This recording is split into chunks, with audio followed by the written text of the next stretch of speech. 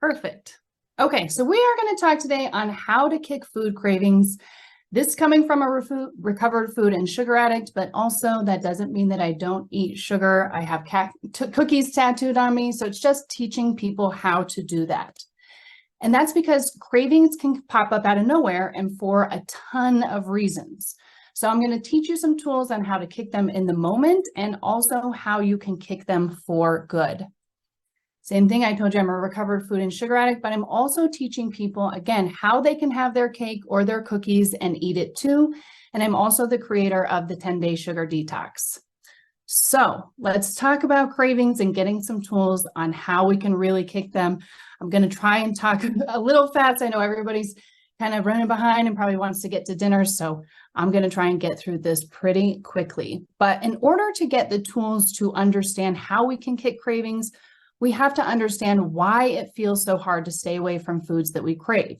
You heard from the previous two presenters, especially Laura, how we can crave those comfort foods and our brain will actually turn and hunt for those things when we are feeling sad, upset, angry, any of those emotions. So learning how to deal with those, but also it can be that crave-worthy food is everywhere. Literally seeing those golden arches from McDonald's, even on a highway sign, can send your brain into a craving going, French fries sound really great right now. The other part, food manufacturers know what they're doing. In food manufacturing, there's a term called the bliss point, where they're dialing in fat, sugar, and salt and simple carbs to really dial you into your brain to hit that bliss point to where you feel super amazing. But then again, we drop right back down. So they know the psychology of the human brain. And of course, they're in the business of selling food. So they are capitalizing on that, including adding ingredients that can be added to everything that actually kick up cravings, not just sugar, not just salt and fat, but even talking through natural flavors and things that are banned in other countries from the US that are put in there and that can really make people struggle even more, especially when they're grabbing those items off of the shelf. Oops, sorry. So the challenges that most people are facing is they're trying to switch out those foods with other foods that maybe have fake sugar but lower fat, and those will actually end up kicking cravings up worse. And they're coping with cravings out of being triggered from emotions or even social pressures. When I started my weight loss journey, I actually got a lot of slack from my friends about, oh, you can't have cookies because you're the sugar detox coach. And that's not what it means at all, but it can be that social pressure and social situations where if you're on a health and weight loss journey or just trying to improve your health and people are going out and getting fried cheese and you're the odd one out, it feels like that social pressure, including being surrounded by foods that are literally everywhere and not enough nutrition knowledge or tools. Right now, currently, I think only about 9% of the United States knows how to read a nutrition label properly. And over 70% of people worldwide go to the grocery store with a grocery list, or do not, excuse me. They don't go to the grocery store with no grocery list. And so the middle aisles are filled with foods that are going to kick up those cravings. And that's what food manufacturers are banking on, that we don't know any knowledge and we don't have the tools to kick them. So I want to give you those cool tools to kick food cravings right now. And my first one is the red balloon trick. Now, I lovingly term this as my fourth child. I have 2 children and a husband, and this is my 4th child. The red balloon trick actually came about because 8 years ago today, I was in a very bad car accident. I was T-boned on my driver's side. I broke my back, my sacrum, my hip, my head went through the window, and I had a traumatic brain injury.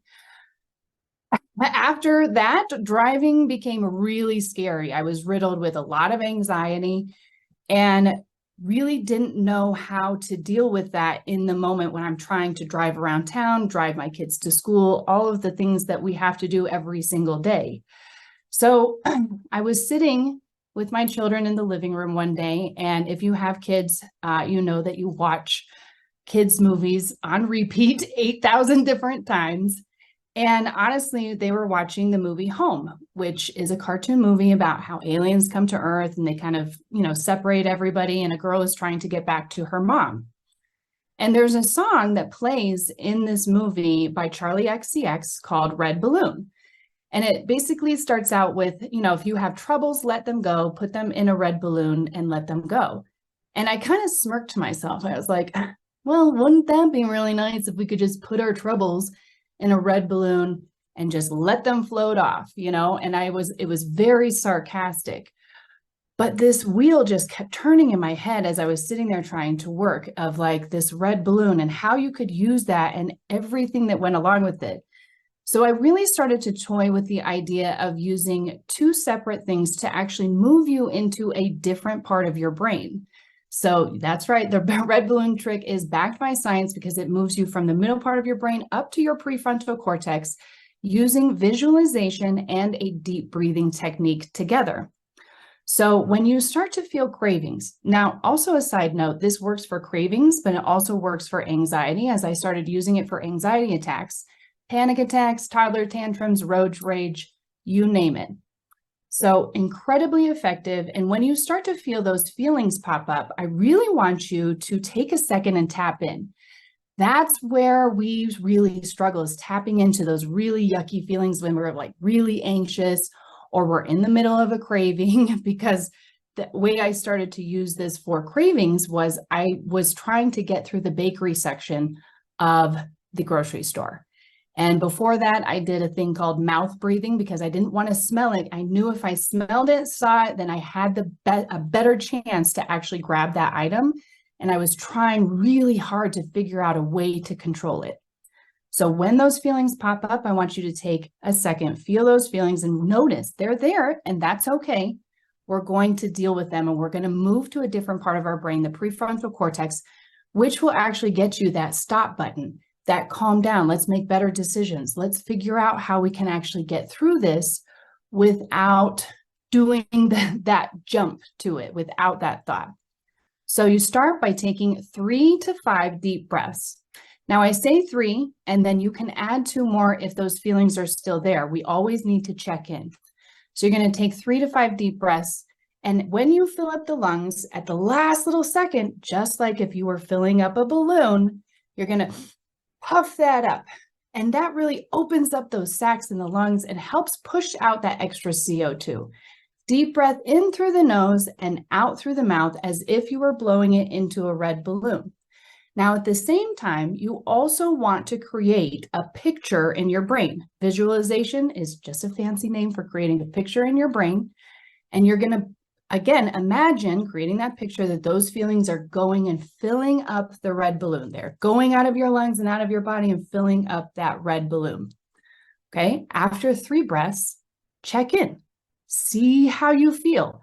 Was 3 breaths enough to actually get you to the point of being calm, feeling like you have better control, that you can make a better choice if you're in the middle of the grocery store, if you're at a kid's party and you're doing cupcakes, like where are you at? If you feel like, I feel better, but maybe not all the way, let's add 2 more deep breaths in through the nose, filling up at the last second, again, pushing all those air sacs open and then pushing them out through the red balloon, okay? At the end of your breaths, whether that's 3, that's 5, that's 7, whatever that is for you, to make sure, okay, now I feel a little calmer. I feel in control. I feel like I can do this again. Okay, I'm back to where I need to be. I'm back in my prefrontal cortex. Then I want you to create that picture in your brain again, where you've got your red balloon, it's all the way filled up, and you're gonna let it go, okay? It can float off into the sky like a nice little balloon, or it can shoot around all the room. However you're wanting that picture to come out, this is you. Creating that picture in your brain is really going to help that brain, again, get back to the prefrontal cortex, back to boss brain, where we feel like we're in better control.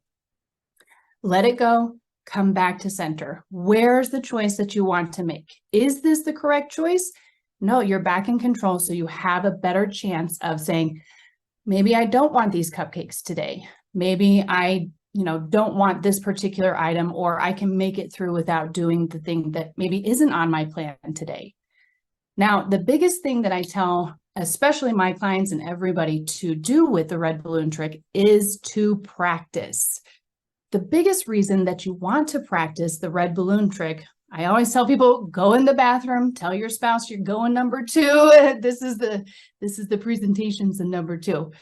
But whatever you have to do where you can take that time, you can close your eyes and really focus on creating that picture in your brain so that you know how to use the tool properly. The reason why is when we are in freak out brain, our cravings brain, our anxiety attack, our panic attack, whatever that is, we're less likely to remember a tool that we haven't practiced.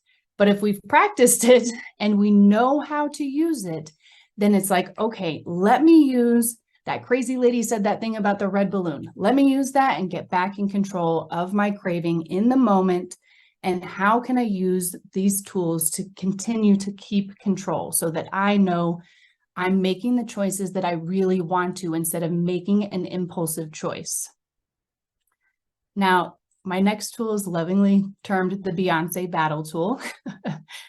And I came up with the Beyonce battle tool. I was actually watching a singer at a retirement home. It was a memory care home, but also they didn't just do memory care patients. And the woman was singing songs from like the 40s, the 30s and the 40s, the era of when the older people would have been able to recognize those songs and know, okay, this is what's going on. Now, a man was wheeled in his wheelchair with a nurse or a PA and just sitting there for a little bit. And pretty soon I saw him start to dance in his chair. And then, he would get up and start swaying. And by the end of the presentation, he was literally spinning his assistant around and dancing as if they were dancing in the 30s or 40s. And I was in awe because I, have been in medical for a long time. I was a certified pharmacy technician, and I love seeing older people when they can get up and move like that. That's my personal goal is when I'm 80, 90, I want to be going and cutting a rug and really getting in there and doing things that maybe when you see people at the end of their life and they haven't taken care of the body that they can't do. So I went up to his assistant and I was like, that is so amazing that he can get up and dance. Like, that's awesome.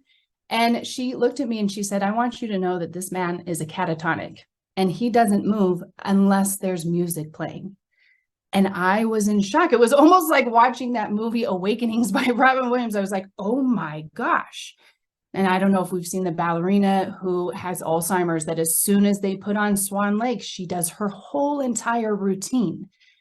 And that's because when you couple movement, music, and also singing, you can also do some singing, humming, however you want. When you couple those 3 together, amazing things happen in the brain. You actually tap into deeper parts of the brain. You start to flood it with dopamine, oxytocin, serotonin, and endorphins. So you get that daily dose. And this is an incredibly unused tool. I don't know if anybody's here gone through a bad breakup where, you play the sad songs in the beginning and you're kind of sad and mopey. And then after time goes on, you start to play those empowering songs that make you feel really good and make you feel stronger.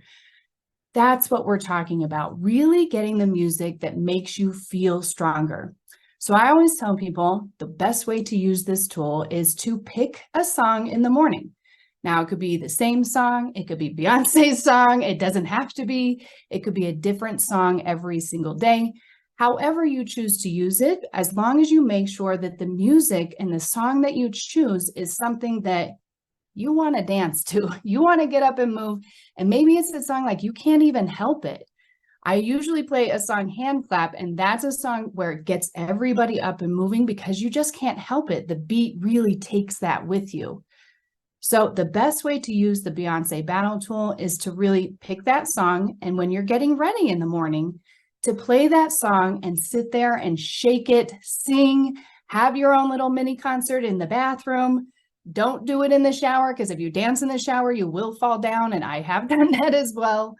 But really take that time, and it's just 5 minutes or however the song lasts, to shake it, break it down, get jiggy with it, however you want to use it, but really just flooding the brain with that dose of dopamine, oxytocin, serotonin, and endorphins right out the gate in the morning helps give the brain a better chance when you're actually going about in a subconscious level to make better choices throughout the day. So incredibly helpful. And also when you're in a craving, you can also do this as well. Everybody's got headphones nowadays. If you feel like you're in a craving and you're in a situation where you are about to dive headfirst into a pint of ice cream or whatever that is, and it's something that you're like, I really don't want to do this, but I just feel really, how can I get myself out of this situation? Plug your headphones in, put on a Beyonce song or whatever your song of choice is. Maybe it's jazz, maybe it's saxophone, maybe it's classical music. I love Beethoven also for this. And just taking that time and say, let me take a 5-minute break. Let me go to the bathroom and pretend I'm going to the restroom, plug your headphones in. You don't have to sing out if you're in a conference like this and you're in a public bathroom, but taking that time to listen to the music and really take those deep breaths. You can listen to the Beyonce battle tool, do your music, and also do the red balloon trick at the same time. That's a double whammy where then you feel back in control and you've flooded your brain, especially that dopamine. We've heard the cravings, those comfort foods flood our brain with dopamine, especially sugar. So instead using other tools that we can flood our brain with dopamine that doesn't have to be a choice that maybe we will regret in the end. Because I don't know about you, when I would cave into a craving that I wasn't really planning on and I didn't want to, I would end up in this cycle of beating myself up over and over and over again. So this really tries to take that out of there. Great to help you set up for the day. Also can use it anytime you're in a craving to flood that brain with dopamine. Again, make sure it's your favorite song. Now, the last one tool I lovingly call the grab and flip. If you're familiar with Legally Blonde, you see Elle Woods on here where she was teaching the bend and snap and how to get a man. But we are teaching the grab and flip and how to actually know what's going on a nutrition label. Again, only 9% of the population knows how to read a nutrition label properly or knows what they're even looking for. So in the grab and flip, it's getting in the habit, grabbing, flipping, looking at the nutrition label, and then looking at the ingredients and becoming familiar with what is going on with all of these numbers on the back, and also how to recognize if a food is going to kick up your cravings, make them worse or not. There's big flags on here. Of course, also always with the nutrition label, we go through serving size and calories, all of that. But one of the biggest things that I want to talk about today, obviously, is the carb to fiber ratio, because this will actually kick up cravings if they're not in balance. A good carb to fiber ratio is a 10-to-1, meaning you want 10 grams of carbs to 1 gram of fiber. That way, you know that that food is not going to just whoosh past, meaning you're going to eat it. If it's all just carbs with no fiber, that's going to spike glucose up, drop it way back down. And in that drop down is where cravings start to really lie. That's where the brain starts hunting for dopamine and looking around and scanning, how can I get my next fix? So knowing, again, that carb to fiber ratio is super important to know that if you're getting that fiber in, it's going to slow everything down. It's not going to spike your glucose up as fast. It's not going to give you that big dip down. So it's going to sustain you for a lot longer time. The other thing that you really want to look at on a nutrition label is the sugars. Now, most places have them broken down from total sugars and including added sugars as a separate line, as you can see here. Total sugars is food has naturally occurring sugars in it already. You know, tomatoes are very high, all of those things. So total sugars isn't where we really want to look. We want to look at those added sugars. And the threshold for women and children is 25 grams of added sugar every day. And for men, it's about 36 grams of added sugar every day. Now, if you are a pumpkin spice latte person and you get a Starbucks pumpkin spice latte, especially a venti, that can have almost 2 to 3 days worth of sugar in it alone. So it becomes very important to know, okay, what am I looking at? If this has 10 grams of added sugar, That's over a third of my personal sugar for the day. So it just goes into, okay, let me see what I'm looking at and know what I'm looking at so I can understand, do I want to choose this this particular product, or do I not? Is it a treat or is it not? I'm not saying never have your pumpkin spice latte from Starbucks, but knowing and looking at that, especially if you go online and you see the nutrition facts, because they list them, that's a treat, and that's how we should look at it instead of looking at it as an everyday thing. Because as soon as we spike up all that sugar, our inflammation goes up, which in turn can also drive our immune system down. It takes about 77 grams of sugar, which is the sugar in a 20-ounce Mountain Dew, to bring your immune system down for almost 4 hours. So incredibly important, not just to know, okay, is this going to kick up my cravings, but what is this also going to do on the inside? What is this doing on the inside to my body, right?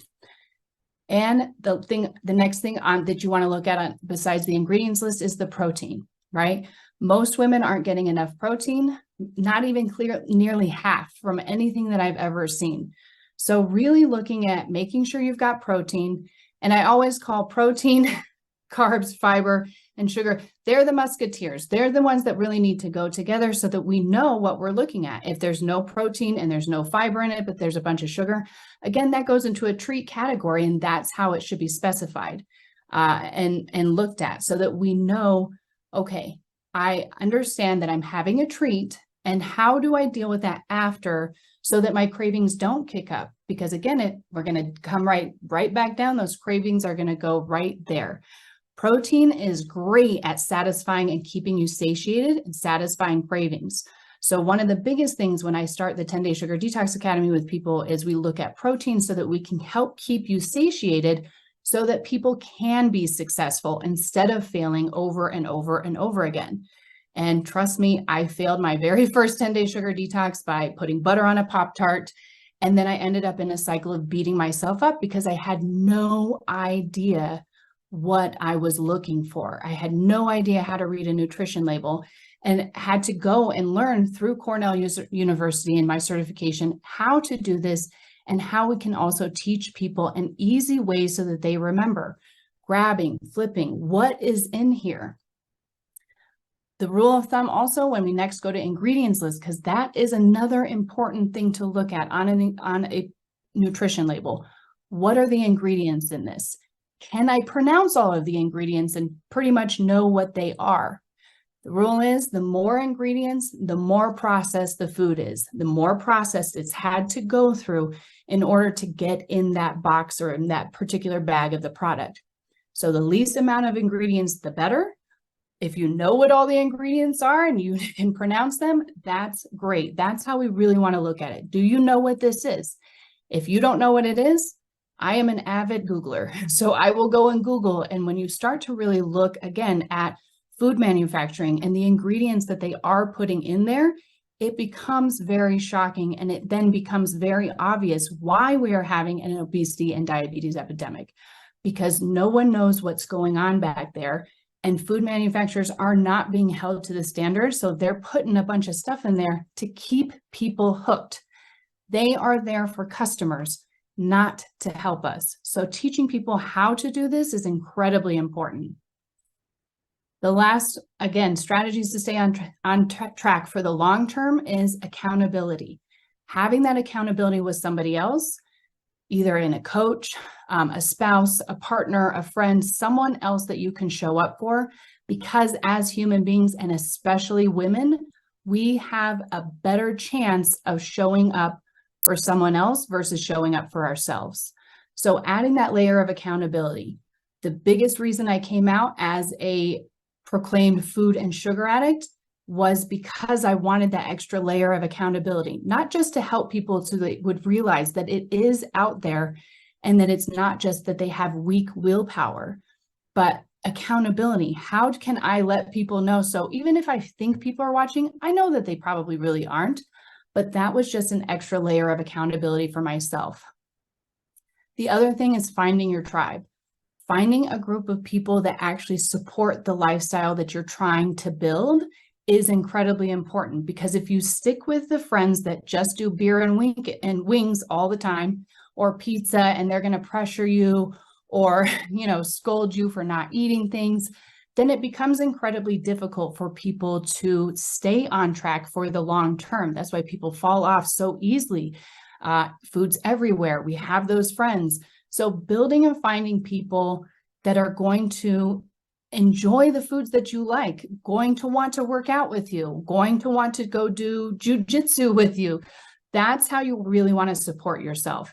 It doesn't mean that you have to get rid of your old tribe or your old people. It just means that if you're building a healthy lifestyle, you need to build in some new people that also support that, because they will also give you that layer of accountability.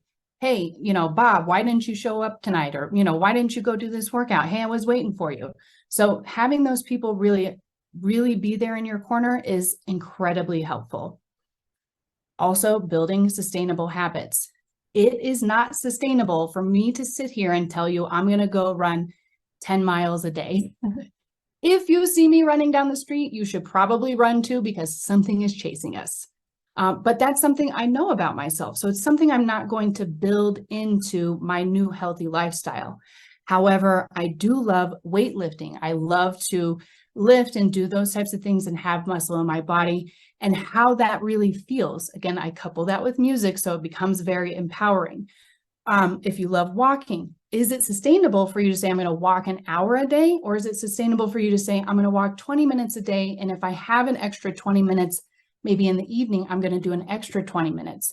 And maybe while you're walking, you forget, and maybe you're doing 30 minutes each, whatever that is, but building those things in for you. I have a lot of people that also say, well, I don't like working out. Try everything, and also know why you're working out. I weightlift because I don't want to be a fall risk when I'm 80 and fall down and break my hip. Those are very important things when you're telling people, especially in their 40s, hey, we've got to build these habits, because otherwise this is what's waiting for you down the line. And focusing on the small wins. What are the small wins daily that you can start to stack up? Instead of thinking, oh, I got to lose 100 pounds. When I started to think about that, it became incredibly overwhelming. So I broke it down into 10 pounds at a time, but also other small wins. Hey, I went to a birthday party and I enjoyed a cupcake, but I didn't go back for the seconds or the thirds that I might have been tempted with before. That's a win. Hey, I did a workout and I enjoyed it, but I didn't enjoy this part. Still a win. So once you stack up those small wins, and then people can really realize, well, I've got all of these wins, instead of focusing on the losses when we fall off. That can be very difficult and detrimental to someone who's trying to build a healthy lifestyle, to only keep focusing on, well, maybe I didn't hit my weight loss goal or this week, or I didn't do all of my extra workouts this week. What workouts did you do? What are the small wins that we can really stack up on the other side of it? So in summary, really helping your patients understand, and yourself also, everybody understanding that we have tools that can help kick cravings, because cravings are not going away anytime soon. Especially we're in the US, we're about to go to winter. Our bodies still go through wanting to pack on that weight and wanting to get that food and get those quick fixes. So how can we use these tools in our everyday life to really help ourselves and give ourselves the best option and the best chance at still being able to have those cookies or cakes, but be able to control the cravings that might come along with it? Thank you so much, everybody. I appreciate your time. And if anybody has any questions, that would be awesome.